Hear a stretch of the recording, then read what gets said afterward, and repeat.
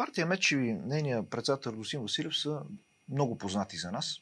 Всъщност неговата първа работа в София беше при господин Александър Томов, който го назначи за начинаеш младши юрист в футболен клуб ЦСКА. Радостин Василев съчетава в себе си всички най-лоши качества, които една жена може да има. Сериозно? Подчертавам жена. Това са лицемерие, двуличие, подмазвачество. Ето вие на вашия интерактивен екран много просто може да отворите сайта на партия МЕЧ и да видите там в секция програмни документи и идеи какво има. Аз ще ви кажа, има 10 изречени общи приказки и нищо повече. Това е в едната секция, в другата секция пише, че веб страницата в момента се изработва.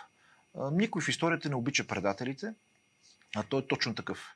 Така че моят съвет към българските избиратели да не се подлъгват и да не гласуват за този човек, който няма никаква доблест и никакво достоинство.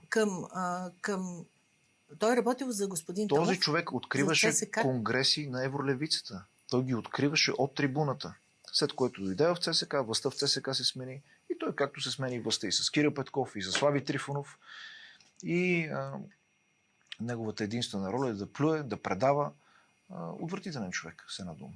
Отвратителен човек. Сега аз тук по закон трябва да кажа, нали, че всички, които се чувстват обидени, биха могли да имат право на отговор, но така е по закон.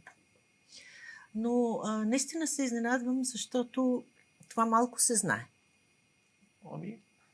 Затова идвам в вашето студио, където... Че той е тръгнал от вас и сте се чувствате предадени. Абсолютно. Той след това, дори като беше юрист в ЦСК, направи огромни злоупотреби. Подписаха се формални договори с футболисти, които при нашето второ завършване в ЦСК и бяхме принудени да плащаме 100 000 левове на футболисти, играли по един или по два матча. И това беше една от основната стъпка, в крайна сметка, клуба да изпадне в несъстоятелност и да бъде управляван от синдик. Заради него? Негови действия, разбира се, и действия на други хора.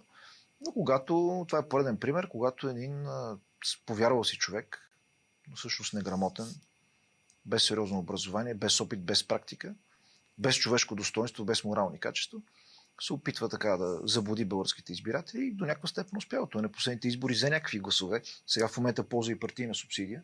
Само, че тези записи, които той прави, са, нали, много така очистващи за обществото. Това е неговата положителна роля. Всъщност. Неговото предателство, неговото лицемерие, че той всъщност записва. Той в парламента ходи с записващ диктофон, с записващо устройство на GSM-а си и затова никой с него не иска да говори в парламента. Никой депутат от друга парламентарна сила. Защото се страхува, че ще го издъни. Ще бъде запис, ще бъде след това ще се вкара в някаква интрига и така нататък.